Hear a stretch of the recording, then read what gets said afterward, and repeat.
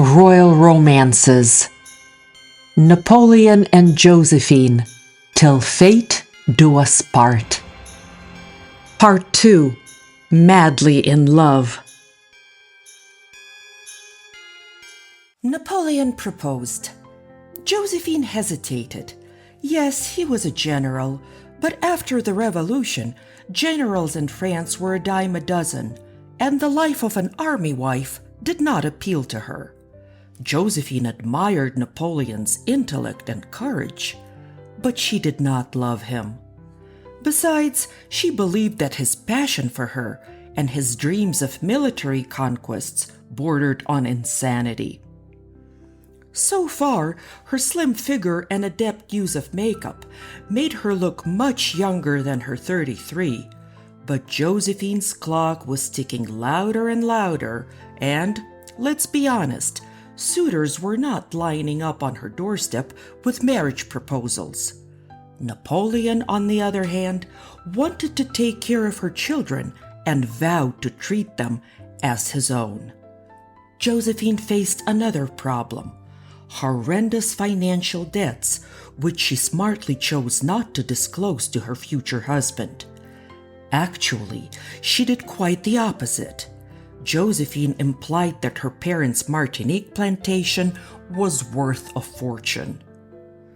Napoleon, who never left anything to chance, checked her finances and discovered that it was not the case.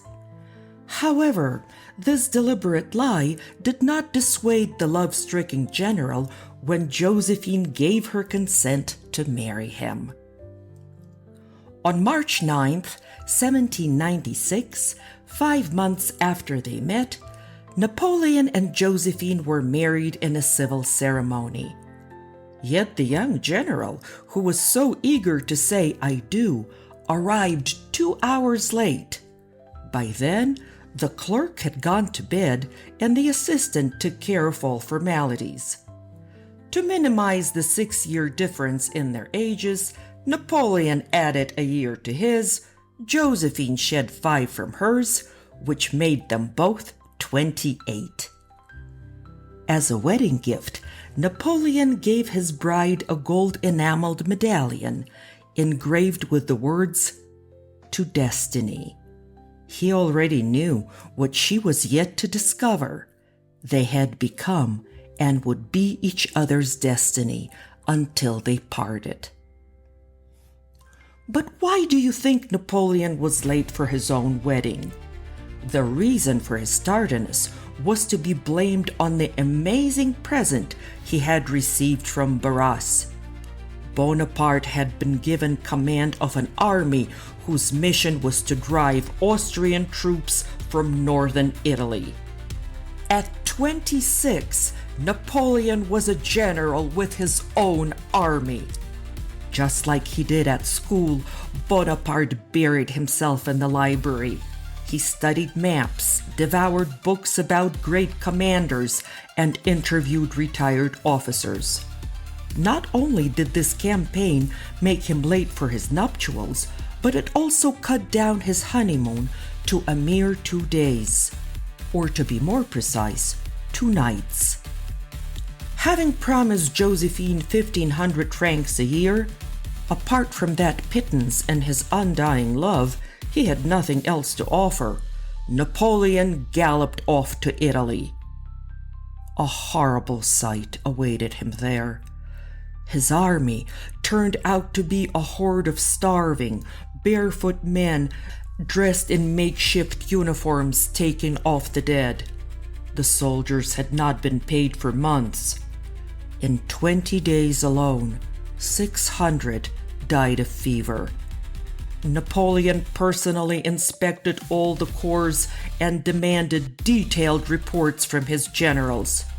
He devoured this information as if reading an exciting novel. He spotted the slightest discrepancies and questioned the commanders about everything from the position of their divisions to the soldiers' spirit. He disbanded 1 battalion for mutiny, threatened cheating contractors, and in 9 months wrote the directory more than 800 letters. Having seen him in action, senior officers who at first looked down on Bonaparte soon changed their opinion. One seasoned commander who had witnessed every imaginable horror of war even said, "This little bastard of a general gives me the chills." Before marching into battle, Napoleon addressed his men. "Soldiers, you have been neglected and abandoned by your government. You are naked and malnourished. I will lead you to rich provinces and great cities where you will find honor, glory, and wealth. Are you with me?" Yes, they were. They were with their general, whom they lovingly called Little Corporal.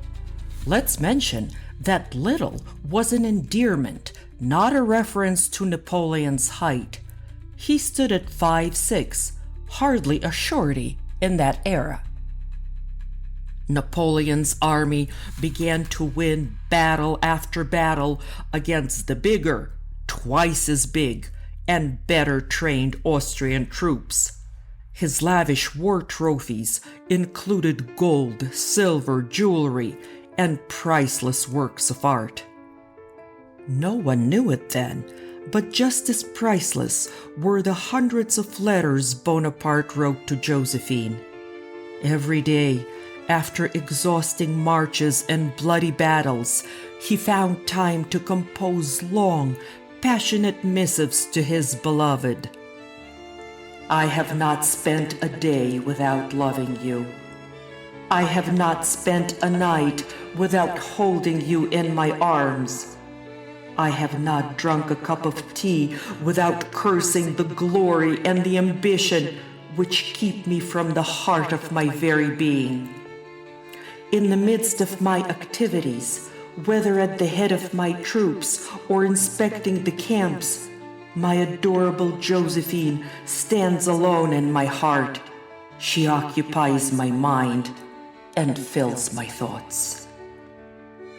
Josephine found Napoleon's letters rather amusing and read passages from them to her friends. But she seldom wrote back. Napoleon was frantic with worry. A mere 10 pages from her would put his tormented heart at ease. Had she fallen out of love with him? Was she ill? Josephine quickly said yes, she was under the weather, because she may be pregnant. Napoleon was ecstatic. Can she come for a visit? He would love to see her rounding belly. But he never heard back from her. Josephine's silence was soon exacerbated by a terrible omen. Napoleon never parted with a miniature of her portrait. All of a sudden, the glass on this precious piece cracked. Bonaparte said, "Either my wife is ill, or she's being unfaithful." Josephine was not ill. With her husband far away, she was busy attending balls and other social events. She also threw herself into decorating the rental. You may remember that Napoleon did not leave her much money, but that did not stop Josephine from spending lavishly on whatever her heart desired. She borrowed freely and secured loans, which came readily due to her husband's growing fame. While Napoleon need not have worried about Josephine's health, his suspicions about her being unfaithful were spot on. She was in the throes of a passionate love affair with Hippolyte Charles, a witty, fun-loving hussar 9 years her junior. Unfortunately, that was not the worst of Josephine's transgressions. The two lovers entangled with a certain Monsieur Baden, a crooked army supplier who was thrilled to have General Bonaparte's wife in his pocket. Overcome by bad premonitions and rattled by the deafening silence from his wife, Napoleon decided to pay her a visit. He wrote, "My presence will heal you. I have always been able to impose my will upon destiny. Without you, I cannot be of any use here. There has never been a love like mine. It will last as long as my life." The Directory could not afford to have the victorious general abandon his troops and quickly dispatched Josephine to Milan. She protested and cried, but could not disobey a government order. It took 6 coaches and 12 days to deliver Josephine and her entourage to their destination. Among the travelers was Napoleon's older brother Joseph, and who else? Josephine's lover Hippolyte Charles, who was returning as an aide-de-camp to one of Napoleon's generals. Bonaparte was still on the battlefield when Josephine arrived in Milan. You'd think she'd be suffering war hardships, like sleeping on a tiny cot in a drafty tent. Well, friends, that was not the case. Napoleon had her stay at the majestic Palazzo Serbelloni, which he decorated with flowers and trophy art. When she arrived, welcoming crowds greeted Josephine with cheering and applause, but she was so distraught by Hippolyte's departure to the headquarters, she hardly appreciated any of it. When Napoleon finally joined her, they spent their 3rd night together as a married couple. "Now that I have seen you again, I love you 1,000 times more," he wrote to her later. Could she be less beautiful, less gracious? He asked. Josephine was sweet with him, but she did not share Bonaparte's passion. "I am dying of boredom here," she wrote in a letter to a friend, and then added, "My husband does not love me. He worships me. I think he will go mad." Joseph Bonaparte, who had accompanied Josephine and Hippolyte on their trip to Milan, did not hide his suspicions about the 2 lovebirds from his younger brother. When Napoleon brought up this subject with Josephine, she immediately burst into tears and denied any wrongdoing. Desperately in love, Napoleon was all too ready to believe her. The fact that Josephine was not pregnant did not seem to upset him either. He hoped she would travel. Not to battlefields, of course, but to safe locations where they could see each other. Josephine had no intention of inconveniencing herself to please her husband. She immediately began to complain about the perils of such journeys, and, having put her fears and tears to good use, ended up traveling only to see her precious Hippolyte. When she stayed in Milan, Josephine led a very glamorous life. She presided over balls and received nobles who showered her with valuable gifts in hopes that her husband would not loot their castles or empty their vaults. During her stay in Italy, Josephine also met the Bonaparte family. Napoleon loved and respected his mother, Letizia, but he never told her that he was going to marry Josephine. He knew that his clan would disapprove of her. Napoleon underestimated his relatives. Forget about disapproval. Their reaction to Josephine was pure hatred. What kind of bride was she? Old, with 2 children, and a face painted like a prostitute. That was exactly what Letizia called her daughter-in-law, puttana, Italian for whore. Never mind that Napoleon wanted Josephine to use makeup.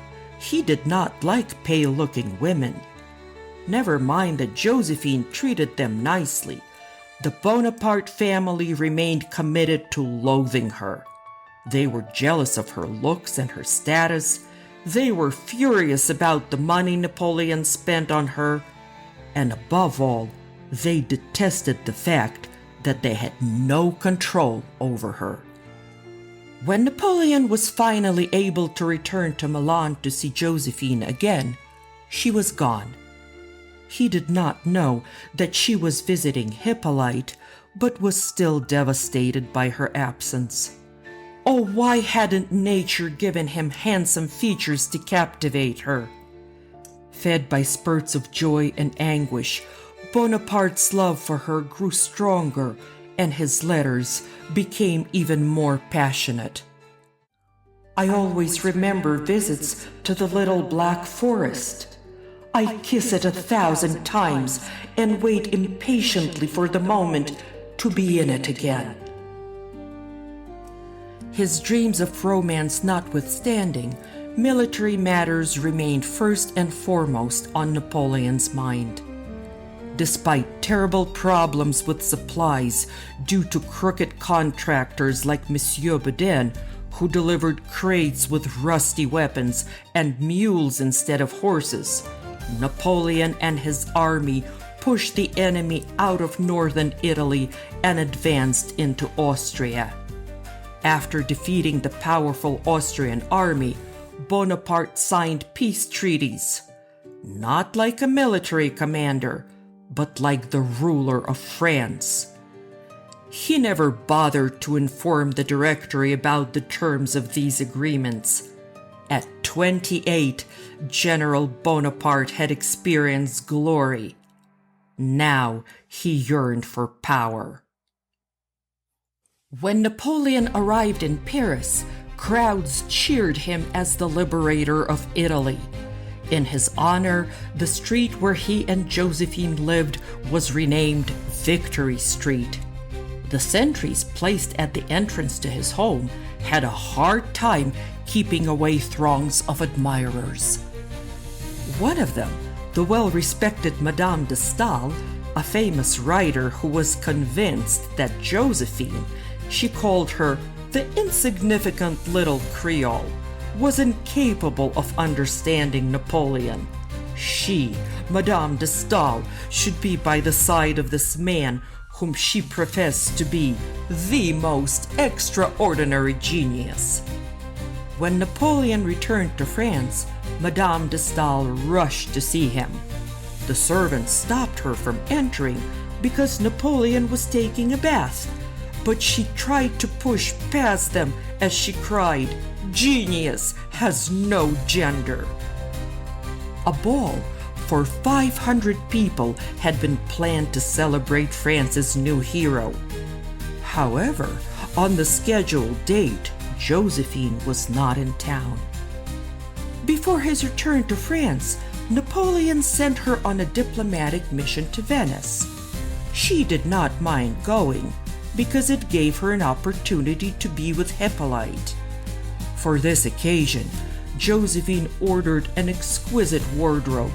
The money spent on it could have financed several months of Napoleon's military campaign. Josephine was afraid that in Paris, handsome Hippolyte would succumb to the charms of younger women. She insisted that they travel slowly, have romantic dinners, and sleep in late after nights of passion. Because of Josephine's tardiness, the ball had to be postponed not once, but twice. Each time, the food, the flowers, and the 900 blossoming trees had to be disposed of and reordered. When she finally arrived, Napoleon was furious. There was another good reason for his wrath. You may remember that as a general, he earned 15,000 francs a year. While he was away fighting, Josephine managed to spend 300,000 francs on decorating the rental home, which was worth only 40,000. How would she talk her way out of this jam? As usual, when confronted, Josephine shed copious tears. And as usual, Napoleon forgave her. With monies from his campaign, he was able to purchase the rental house. Hardly had he closed the deal when Josephine became obsessed with acquiring another property, a more private place where she could hide from the hordes of her husband's admirers. The dwelling she had in mind was called Malmaison. It was a 150-acre rundown estate, basically a farm, 7 miles from Paris. Napoleon was adamant that they could not afford it. Besides, he was in no mood for house shopping. Like Alexander the Great, he had set his eye on conquering Egypt, and after that, India. This time, Josephine pleaded to travel with him. Do you think she had grown fond of her husband and did not want to part with him? Not quite. Josephine was afraid that with Bonaparte gone, lenders might start calling in her ever-mounting debts. And what was she to do? Napoleon eventually agreed to take her with him, but Josephine suffered a bad accident when a balcony she was on collapsed. She had to stay in bed and in the end was unable to join him. For Napoleon and his troops, Egypt would become a place of great victories and horrible atrocities and downfalls.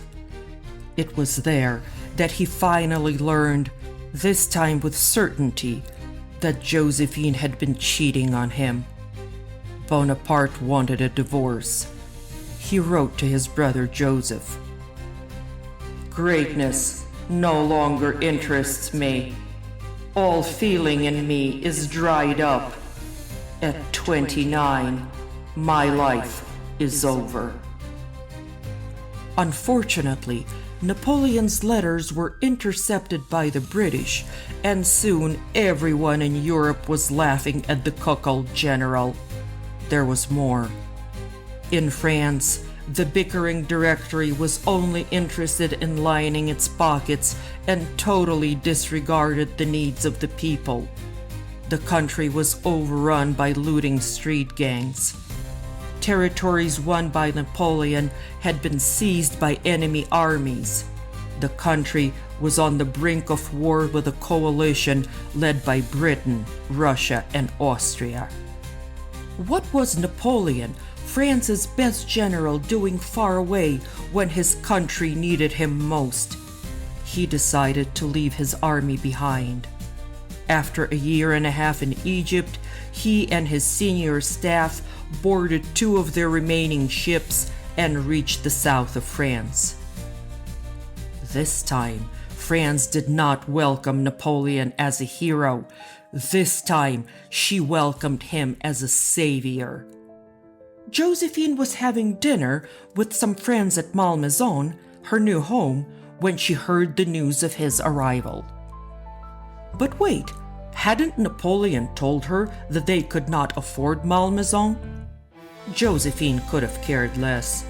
While her husband was away, she borrowed more than 250,000 francs and purchased it. People often saw her there with her son. But it was not Eugene. It couldn't have been. Eugene had been fighting alongside his stepfather in Egypt. The young man was, I am sure you have already guessed, Hippolyte Charles. Once Josephine learned about Napoleon's return, she and Hortense jumped into the carriage and rushed south. If only Josephine could intercept Napoleon before he saw his brothers, who would poison his mind even more against her. Alas, they missed him. Josephine ordered the coachman to turn around and rush to Paris. Every village and every inn on their way was decorated in Napoleon's honor. People composed poems and sang songs about him. Josephine suddenly realized that her husband was no longer just another general. He had become France's shining star, her most beloved and worshipped hero. Disheveled and covered with road dust, Josephine arrived in Paris at 11 at night. The city sparkled with lights and was filled with music to celebrate Napoleon.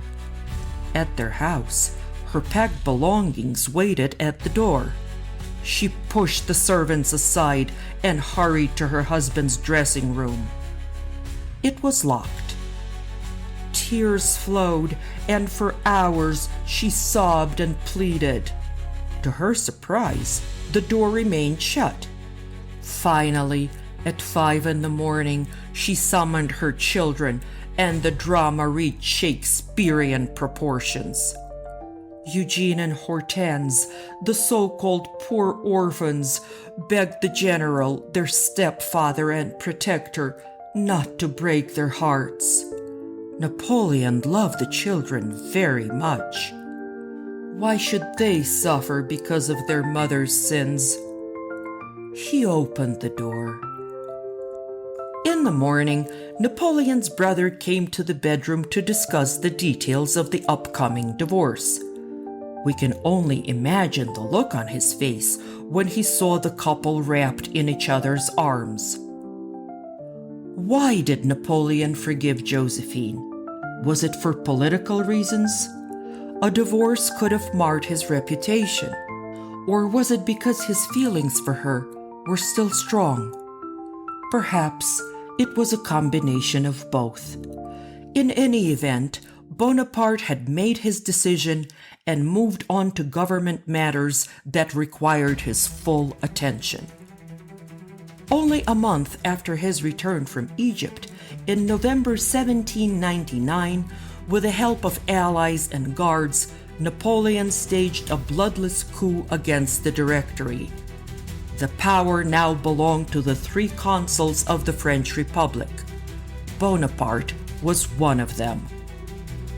"There is a pike who will gobble up the other 2 fish," a certain old lady remarked.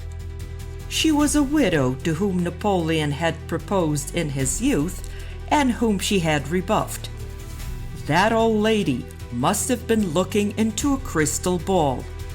In no time, Napoleon became first consul and thus the ruler of all France. He and Josephine moved to the Tuileries Palace, which was the former residence of the beheaded Louis XVI and Marie Antoinette. The 400-room building had been ransacked by the revolutionaries and was in terrible decay.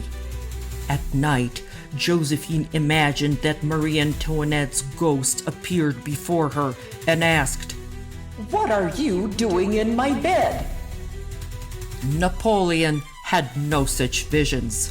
The most powerful man in France, he dreamed of battle.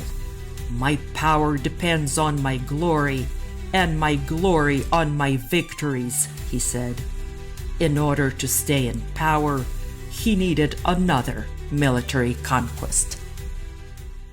Dear friends, this is Elena Pavlova, the author and producer of Royal Romances. Thank you for watching and listening. If you enjoyed this show, please give it great reviews, share it with others, and post about it on social media. Subscribe to learn about upcoming episodes, and listen to the Royal Romances podcast on all platforms. You can also visit www.royalromances.com for more stories and pictures. I look forward to hearing from you. Be well.